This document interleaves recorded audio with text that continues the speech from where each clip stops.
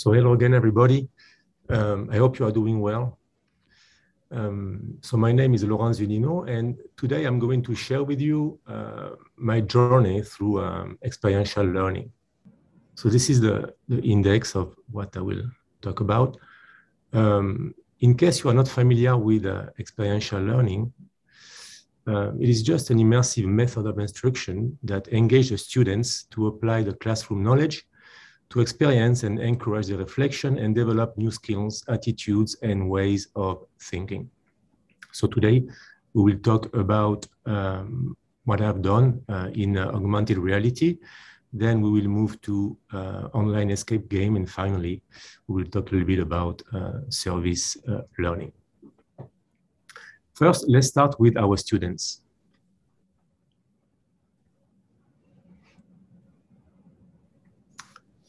So the Z generation of students doesn't learn the same way that the previous generation was learning, and the next generation, the generation Alpha, will not learn the same way neither.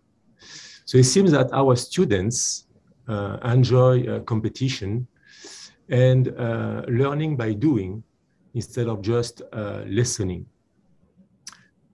I found an online study here that says that 51% of the students prefer to do things instead of only seeing or listening. So in our world, technology and information are omnipresent. It seems meaningful to maximize our student outcomes and integrate high-tech tools in our teaching to let students experience the world outside the walls of the classroom. This is what I had in mind when I became interested in virtual reality learning. I teach French, and learning a language requires a lot of dedication and a lot of practice. So involving students in the learning and providing them a self-teaching material open to different learning styles was my first motivation when I created the first game called La Lettre. So La Lettre is a place-based mobile learning game. In the game, students play the role of private investigators that help two virtual French siblings to discover the secret of the family descendants. They follow a series of scavenger hunt-like activities with their phone on UT campus. They will interact with virtual characters, items, and media. And they will learn about the French historical influence in Knoxville while improving the French skills. So I use a platform called Aris to do that. And Aris uses geolocalization to let you create interactive stories. I developed the game with the help of OIT, Department of Music, and the director of the UT Gallery downtown. So this is how the beginning of the game looks like. So the French learning become more contextualized that way. I can send my students to different places around the campus. For instance, special collection in the Orgis library. And I ask them to discover an old manuscript from a famous botanist, André Michaud. This is from the first chapter of the game. Next, I can send them to the botanical garden, and there they can meet Davy Crockett, for instance. Why Davy Crockett? Just because his family was French. So you have all these connections that the students can make. The next chapter of the game was about the 19th century, and it talks about the Civil War.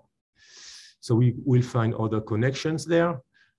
For instance, the hill where they study math or chemistry today was the place of Fort Binghamton during the Civil War.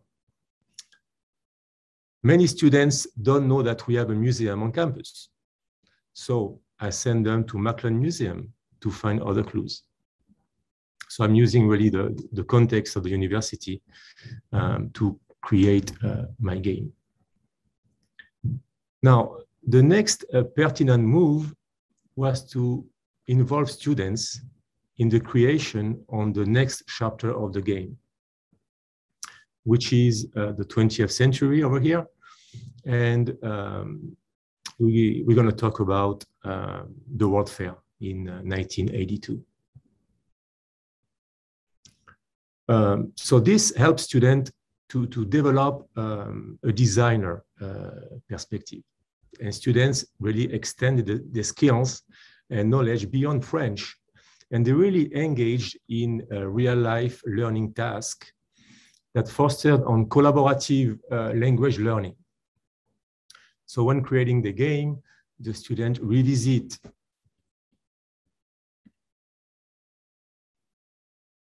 they use knowledge, they practice comprehension, they apply learning, and they use synthesis. What do they do in reality? They just revisit the Bloom taxonomy, and they also apply the core practices of language learning from ACTFL. But the Hebel COVID appeared and changed the game. So no more interaction on campus and adjustment to online teaching. So the virtual format moved to an online escape game, focusing on improving the French learners' grammatical performances.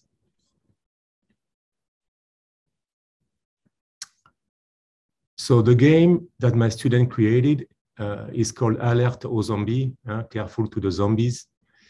And it's a game played in 50 minutes. You have 50 minutes to play this escape game and to save UT. You can see here two pictures of avatar that will follow into the game, and one picture of an activity. This is a crossword where the student can use their conjugation, I guess, and also the knowledge in chemistry to answer the activity.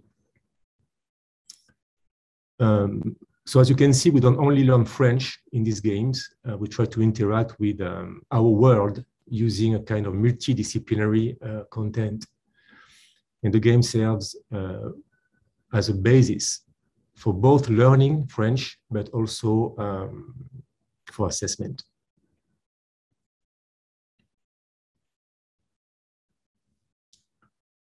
Now, the player feedback is pretty encouraging. We had 80% of students playing the game for extra credit at the end of last semester. And 67% of students were able to complete the game, which shows that the game is good for the level of the students. The students seem to enjoy diversity of enigmas the most. But it is interesting to see that the game format seemed to make them more aware of their learning and also aware of their French abilities to use the language. If I tell them, it doesn't sink in, but if they play the game, they will realize that by themselves. What is next?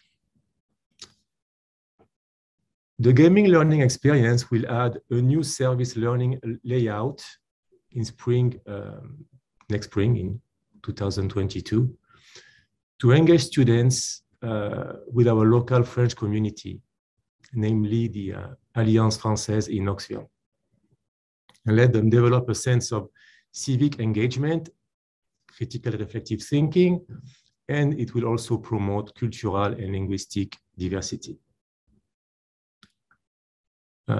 I think that interaction with real people will certainly encourage students to apply what they know and make learning more tangible for students.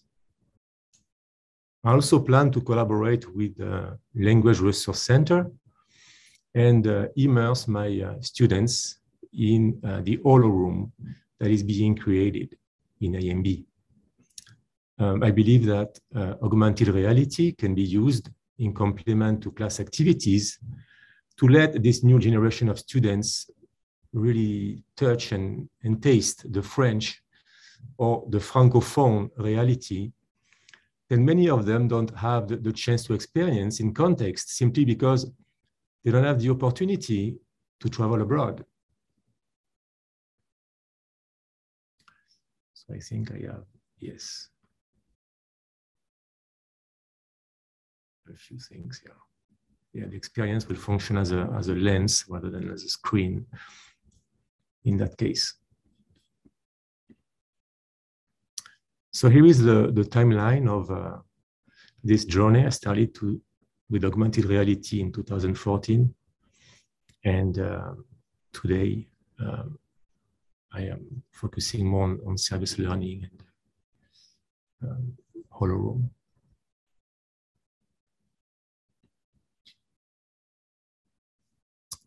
Now, I realized that during all these years, my teaching focus has evolved. And I am more and more becoming a facilitator, creating a customized and learn-centered task in a permanent changing learning environment. We always, as a faculty, have to adapt and use new tools, as we said before. That's the reality. So finally, I would like to leave you with a famous quote that summarizes what experiential learning is. Tell me and I forget, teach me and I remember, involve me and I learn. Thank you. And if you have any question about virtual learning, here is my email. Feel free to contact me. If you have any question, please let me know. Thank you. Can I go ahead and ask a question? Sure. This was great. So thanks for talking about your work and really the iterations of incorporating game design into learning. I'm wondering if you could speak a little bit more to the platform you use. So I know you mentioned it was in ARIS, and just over the last few years, have you seen other types of platforms? Like, would you continue to use that platform if you were to engage in this work again, or is there kind of more out there? I'm just wondering if you could comment about how user-friendly it is, and if there's other things that you've seen in the landscape as you've started to kind of talk about this work amongst your colleagues across the country. Yes, ARIS is pretty friendly. You don't need to know to have any knowledge in computer, really. I mean, it's pretty straightforward. When you have your content, you can just transfer it to the platform, but you're going to have to learn a few tricks. But it's pretty easy if you want to create the kind of geo-localized game like that. It's very easy. For the escape game, I am using another platform called Genially. This is a platform that is from Spain, and I found online a community of French professors. I was researching a little bit what it was done in Europe and everywhere in the world.